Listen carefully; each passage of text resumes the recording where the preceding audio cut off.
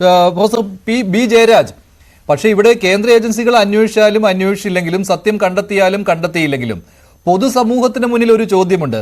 അത് മുഖ്യമന്ത്രി ഇതുവരെ ഉത്തരം നൽകാത്ത ചോദ്യമാണ്. എന്താണ് എക്സാലോജിക്കും CMRലും തമ്മിലുള്ള ഇടപാടെന്ന്? അതിന് കൃത്യമായി ഉത്തരം ഇതുവരെ വന്നിട്ടില്ല. എങ്ങനെയാണത് കരിമണൽ ഖനനവുമായി ബന്ധപ്പെട്ട് കിടക്കുന്നത്? എങ്ങനെയാണ് CMRലിന് ലാഭമുണ്ടാക്കുവാനുള്ള അവസരം ഉണ്ടായത്?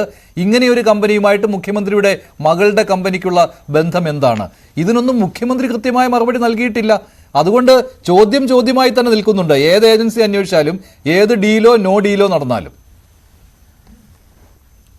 ഇതിനകത്ത് ഡീലിന്റെയും നോ ഡീലിന്റെയും ഒന്നും പ്രശ്നമല്ല. നേരത്തെ ശ്രീയാ നീലകണ്ഠൻ പറഞ്ഞതുപോലെ ഈ ആക്ട് എടുത്തിട്ട് കേജ്രിവാളിനെ പിടിച്ച് അകത്തിട്ടിരിക്കുകയാണ്. ജന്തർ മന്ദറിൽ വെച്ച് നടന്ന റാലിയിൽ കേജ്രിവാൾ പറഞ്ഞത്, ഇപ്പോൾ എന്റെ ഭാര്യ മേരി ബാരി ഇനി ഉണ്ടാവാൻ പോകുന്നത് പിണറായി വിജയന്റെ ആണ്, കേരള ചീഫ് മിനിസ്റ്ററിന്റെ ആണെന്ന് സൂചിപ്പിക്കുകയുണ്ടായി. അതിനെന്ത് പ്രവചന സ്വഭാവം ഉണ്ടെന്ന് തോന്നുന്നു. അതിന്റെ ഭാഗമായിട്ടാണ് ഇപ്പൊ ഈ ഇലക്ഷൻ അൺടൈംലി ആയിട്ടുള്ള ഈ അന്വേഷണങ്ങളുടെ അപ്പോൾ പ്രവചന സ്വഭാവം ഉണ്ട് എന്നുള്ളത് ഒരു കാര്യത്തിൽ സംഭവിച്ചു, അടുത്ത കാര്യത്തിലും സംഭവിക്കുമെന്നാണോ താങ്കൾ പറയുന്നത്? വിജയൻ സാബിന്റെ കാര്യവും അദ്ദേഹം പറഞ്ഞതായിട്ട് താങ്കൾ പറഞ്ഞുവല്ലോ. തീർച്ചയായിട്ടും. കാരണം എന്താണെന്ന് വെച്ച് കഴിഞ്ഞാൽ ഈ PMRA ആക്ട്, PMLA ആക്ട് ഉണ്ടല്ലോ, ആ ആക്ട് EDക്ക് ഉപയോഗിക്കാൻ പറ്റത്തില്ല എന്നൊരു വിധി ഇടയ്ക്ക് വന്നിരുന്നു. ആ വിധി വന്നില്ലായിരുന്നു ഒരുപക്ഷെ ആക്ട് ഉപയോഗിച്ചേനായിരുന്നു, ED ഉപയോഗിച്ചേനായിരുന്നു. ED എന്തെങ്കിലും പ്രൊവിഷൻസ് ഉണ്ടാക്കിയേനെ, അല്ലെ CBI എന്തെങ്കിലും പ്രൊവിഷൻസ് ഉണ്ടാക്കിയേനെ. കാര്യം ബൈ ഹുക്ക് ഓർ ക്രുക്ക് ഇപ്പൊ അവരുടെ ഒരു വിഷയം എന്താണ്? ഇലക്ട്രൽ ബോണ്ട് പൊതുവെ ചർച്ചയായിരിക്കുകയാണ്. കോൺഗ്രസിന്റെയും BJPയുടെയും മൊത്തത്തിലുള്ള പ്രശ്നമാണ്.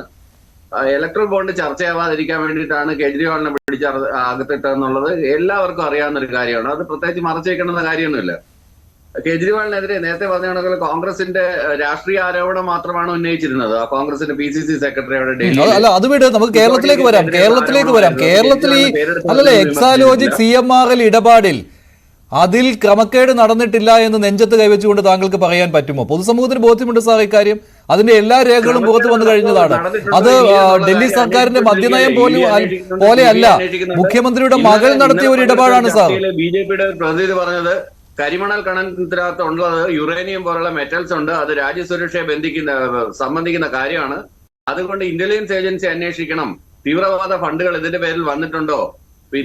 എന്തൊക്കെയാണ് പറഞ്ഞത്? ഷെൽ കമ്പനികളുണ്ട്, അങ്ങനെയുണ്ട്, ഇങ്ങനെയുണ്ട് എന്നൊക്കെ പറഞ്ഞിട്ട് ഇങ്ങനെ ഊഹാപോഹങ്ങളിൽ കെട്ടിപ്പിടിച്ച് എവിടം വരെ പോകും? അന്വേഷിച്ചപ്പോ തന്നെ ഞാൻ ആദ്യമേ പറഞ്ഞതാണ് 1.75 crore പേരിലാണ് സീരിയസ് ഫ്രോഡ് ഇൻവെസ്റ്റിഗേഷൻ ഓഫീസ് കേരളത്തിൽ വന്ന് അന്വേഷണം നടത്തുന്നത്. അവർക്ക് 8 മാസം സമയമുള്ളപ്പോഴാണ് ED ഒരു വഴിക്ക് ഉപേക്ഷിച്ച് പോയ കേസിൽ വീണ്ടും കേസുമായി വരുന്നത്. അപ്പൊ ഇതെല്ലാം മിയ കോയിൻസിഡൻസസ് ഒന്നുമല്ല. ഇതിപ്പോ ഇലക്ഷൻ അടുക്കുന്നു, അൺടൈംലി ആയിട്ടുള്ള ഒരു സാധനം കൊണ്ടുവരുന്നു. ആ സമയം BJP ഒരു ലോണ്ടറി മെഷീനായിട്ട് വർക്ക് ചെയ്യുകയാണെന്ന് രാഹുൽ ഗാന്ധി രേഖപ്പെടുത്തിയത് വളരെ കറക്റ്റ് ആണ്. കാരണം എന്ന് വെച്ച് കഴിഞ്ഞാൽ BJPയിലേക്ക് ചെല്ലുകയാണെന്നുണ്ടെങ്കിൽ എത്ര വലിയ അഴിമതി, അത്തരം കാര്യങ്ങൾ രാഷ്ട്രീയമായിട്ട് ആരോപിക്കാൻ പ്രൊഫസർ ബി ജയരാജ്. പക്ഷെ ഇവിടെ ഇപ്പൊ ഡീലോ, അതാണ് ഞാൻ പറഞ്ഞത്, ഡീലോ നോ ഡീലോ എന്ത് വേണമെങ്കിലും ആയിക്കോട്ടെ, പക്ഷെ സത്യമല്ലാതിരിക്കില്ലല്ലോ. അതാണ് കഴിഞ്ഞ കുറെ നാളുകളായി നമ്മൾ ചർച്ച ചെയ്തുകൊണ്ടിരിക്കുന്ന കാര്യം. അതിന് ഇതുവരെ മുഖ്യമന്ത്രി മറുപടി നൽകിയിട്ടില്ല എന്നുള്ളത് ഏറ്റവും പ്രധാനപ്പെട്ട കാര്യമാണ്. പറഞ്ഞ 1000 തവണയോ 10000 തവണയോ 101 ആവർത്തിയോ നുണകൾ ആവർത്തിച്ചുകൊണ്ടിരുന്ന അതൊരിക്കലും സത്യമാവുകയും ചെയ്യില്ല. ശ്രീ ആങ്കർ പേഴ്സൺ, ഞാൻ പേര് പെട്ടെന്ന്, മഞ്ജുഷ് ഗോപാൽ. അതുകൊണ്ട് ഒരു നുണ 1000 പ്രാവശ്യം ആവർത്തിച്ചെന്ന് പറഞ്ഞത് സത്യമാവില്ല. അതുപോലെ തന്നെയാണ് സത്യത്തിന്റെ മുഖം നമ്മൾ സ്വർണ്ണപാത്രം കൊണ്ട് മൂടിയാലും വെളിയിൽ വരില്ല എന്ന് പറയുന്നത്. അതിന്റെ ഒരു മറുസൈഡാണ്. എല്ലാ വിഷയങ്ങൾക്കും ഒരു both sides of the coin നമ്മൾ കാണണം. എല്ലാ ആംഗിളിലും നമ്മൾ അതിനെ പരിശോധിക്കണം. ഇപ്പോഴീ അന്വേഷണം വന്ന എന്തുകൊണ്ടാണ്? ഇലക്ഷൻ നടക്കുന്നു. അപ്പൊ പറയുന്നു ഇപ്പൊ ഇലക്ഷൻ. അപ്പൊ ഇതിപ്പോ പറഞ്ഞു വന്നു കഴിഞ്ഞാൽ 1 India 1 election എന്നുള്ള ക്യാമ്പയിനിലോട്ട് പോലെ. അപ്പൊ പിന്നെ അഴിമതി ആരോപണങ്ങളും മറ്റു കാര്യങ്ങളും ഒക്കെ കൃത്യമായിട്ട് നടക്കുകയും ചെയ്യുക. ഇലക്ഷൻ സമയം മാത്രം വിട്ടാൽ മതി എന്ന് പറയത്തക്ക രീതിയിലാണ് എനിക്ക് മുമ്പ് സംസാരിച്ച BJP പ്രതിനിധിയോട് സംസാരിച്ചത്. ഇത് ശരിക്കും എന്താണ് അതിന് പറയുന്നത്? ഇത് ഫ്ലിംസി ഗ്രൗണ്ട്സ് ആണ്. ഇതൊരു മീഗറായിട്ടുള്ള ഒരു ആരോപണമാണ്. ഇത് പൊളിഞ്ഞു വീഴും. സ്വർണ്ണക്കടത്ത് എന്തായി? ബിരിയാണി. ശ്രീ ബി ജയരാജ്, ശ്രീ എൻ ശ്രീകുമാർ, അല്ല ഇത് പൊളിഞ്ഞു വീഴും എന്നൊക്കെ പറഞ്ഞാൽ അത് പൊതുസമൂഹത്തെ കളിയാക്കുന്ന പോലെ ആകുന്നു എന്നാണ് എനിക്ക് തോന്നുന്നത്. ശ്രീ എൻ ശ്രീകുമാർ, ഇത് പൊളിഞ്ഞു വീഴേണ്ട ഒരു കാര്യമാണോ? കാരണം ഇങ്ങനെ ഒരു വലിയ ക്രമക്കേട് നടന്നിട്ട് ഇത് ആരും അന്വേഷിച്ച് തെളിയിക്കുവാനില്ലെങ്കിൽ പിന്നെ പൊതുസമൂഹം ആരുടെ മുന്നിൽ പോയി കൈനീട്ടും? ഇത് ആരെങ്കിലും അന്വേഷിച്ച് തെളിയിക്കേണ്ട ഒരു വിഷയമല്ലേ ഇത്? എന്ത് ആരോപണമൊന്നും അല്ല സാർ, ഇത് കൃത്യമായിട്ട് രേഖകൾ പുറത്തു വന്നതാണ്. പുറത്തു വന്ന കാര്യമാണ്.